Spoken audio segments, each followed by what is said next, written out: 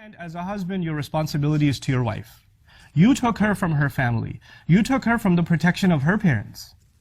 She had a wali, she had a father.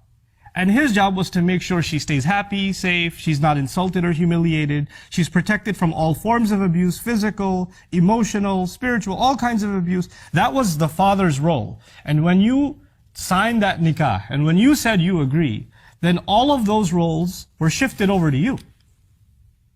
You're supposed to be as protective of her, even more so, actually, than her father was.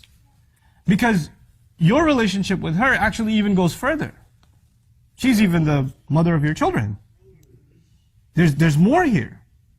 And so you were supposed to be a shield around her. At the same time, you are also a son. A son to your mother, a son to your father. And this religion teaches us that we cannot even say oof to our parents. You can't raise your voice to your parents at all. Now you are being pulled in two different directions. You have these enormous obligations to your spouse. Mithaqan ghalidha, the Quran calls it. A heavy contract.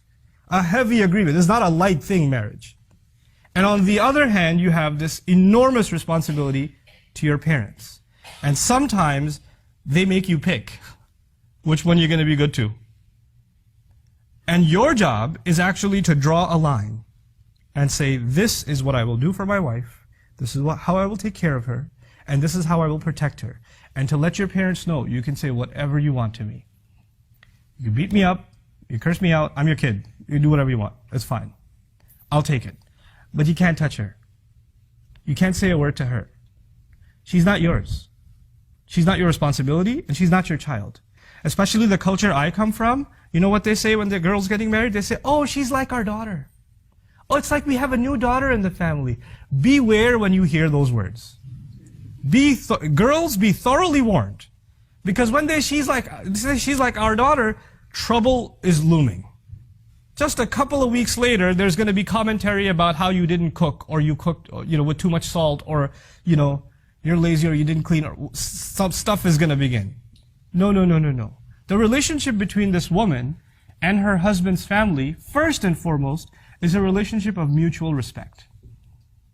She has to be treated with respect, and she has to treat with respect. When it comes to rights and obligations, she is under no obligation to obey your parents. I'm sorry. I'm sorry in that I feel sorry for you that you believed that for so long. But your wife has no obligation to obey your parents. And if you are forcing her to obey your parents and serve your parents, you are engaged in an act of injustice. You're being abusive. You're not a qawwam. You're not the qawwam Allah made you. You were supposed to be taking care of her. You didn't bring a servant into the family. And you're not supposed to be giving her lectures about you have to be patient, they're elder, they can say whatever they want. No. When even our family does something wrong, Allah commands us to stand up for justice.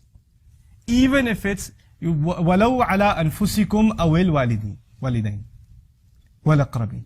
You have to stand up for justice, even if it means you have to stand up against yourself. Meaning if you've done something wrong, you have to own up to it. And if your parents have done something wrong, you actually lovingly, respectfully, head down, humble voice, you still have to let them know, you can't do that, Mom. I'm sorry, you can't do that. Dad, that's not right. I'm not going to allow it. You're my dad, but those rights I will not allow you to trample. Because Allah will not be asking you, Allah will be asking me whether I was qawwam over my wife or not. If you cannot be that shield, then you are in violation of what Allah expects from you as a husband.